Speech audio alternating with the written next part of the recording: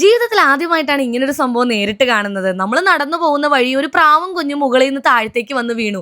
നമ്മൾ അതിനെ എന്ത് ചെയ്യുമെന്ന് നോക്കി നിന്നപ്പോൾ പിന്നെ അവിടെ ആള് കൂടി ഒരുപാട് പേര് വന്നു.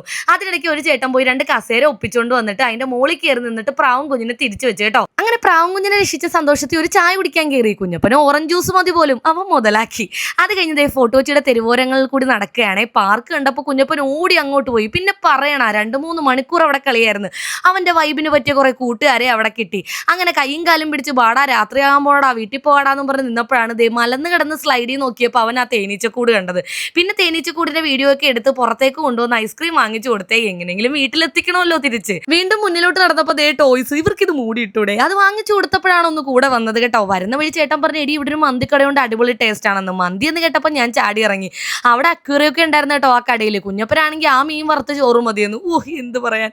അങ്ങനെ മന്തിയും കഴിപ്പിച്ച് ഒരു വിധത്തിൽ വീട്ടിലെത്തിച്ചു ഗൈസ്. അപ്പം അത്രേ ഉള്ളൂ.